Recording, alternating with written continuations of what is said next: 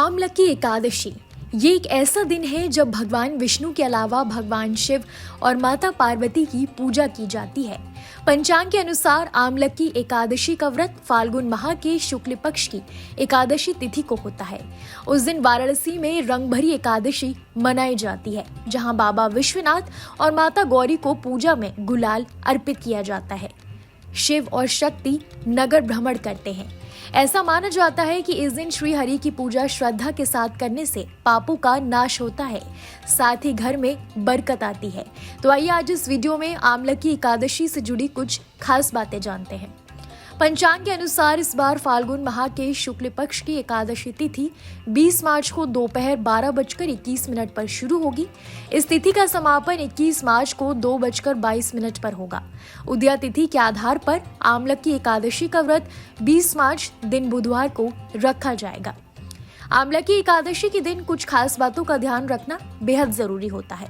एकादशी के दिन तुलसी के पत्ते नहीं तोड़ने चाहिए, क्योंकि कहा जाता है कि माँ तुलसी भगवान विष्णु के लिए इस दिन का उपवास रखती हैं। जो जातक एकादशी का व्रत निर्जला रखते हैं, उन्हें इस दिन कुछ भी खाने पीने से बचना चाहिए। एकादशी के दिन साबुन से नहीं नहाना चाहिए, भले ही आप व्रत कर रहे हो या नहीं, लेकिन एकादशी के दिन चावल से बनी चीजें नहीं खानी चाहिए। भगवान विष्णु के भोग में तुलसी दल जरूर डालना चाहिए। एकादशी के दिन किसी के बारे में बुरा बोलने से बचना चाहिए, साथ ही अपना मन शांत रखना चाहिए। इस दिन तामसिक चीजें जैसे मांस, शराब, लहसुन, प्याज का सेवन नहीं करना चाहिए। सात्विक भोजन ही करना चाहिए। बड़ों का अपमान करने से बचें। एकादशी के दिन ज्यादा से ज्यादा पूजा पाठ में शामिल होना चाहिए। इस दिन की सही पूजा विधि क्या है, चलिए जानते हैं। हर पूजा की तरह आमलकी एकादशी पर भी सुबह स्नान करना बिल्कुल ना भूलें। सुबह स्नान करने के बाद व्रत का संकल्प लें। व्रत रखने के साथ ही पूजा घर की पूरी तरह से सफाई करें।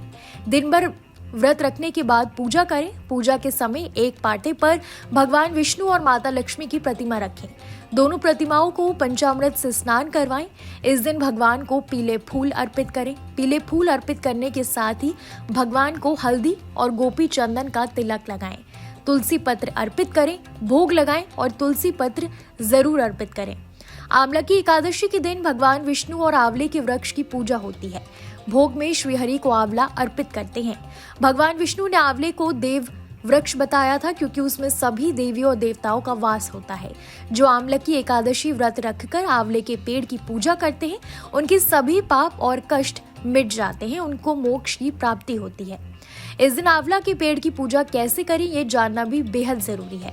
आमलकी एकादशी के दिन सबसे पहले आंवले के पेड़ के पास जाकर वहां चारों तरफ की जमीन को अच्छे से साफ करें और मिट्टी पर गोबर का लेप करें। अब पेड़ की जड़ में एक वेदी बनाकर उस पर कलश स्थापित करें। कलश के ऊपर 5 आंवले के पत्ते रखें और संभव हो तो कलश पर चंदन का लेप करें। साथ ही कलश को लाल या पीले रंग के साफ कपड़े से ढक दें। फिर कलश के ऊपर श्री विष्णु के छठे अवतार परशुराम जी की मूर्ति स्थापित कर दीप जलाकर विधि विधान से पूजा करें। अगर आंवले के पेड़ के पास जाकर पूजा करना संभव नहीं है, तो घर पर ही आंवले के पेड़ की एक टहनी लाइए और घर की उत्तर पूर्व दिशा में स्थापित करने ठीक उसी प्रकार विधि विधान से पूजा करें। इस तरह पूजा करने के बाद अगले दिन यानी सुबह किसी ब्राह्मण को भोजन कराएं और दक्षिणा दें और परशुराम जी की मूर्ति सहित कलश भेंट करें।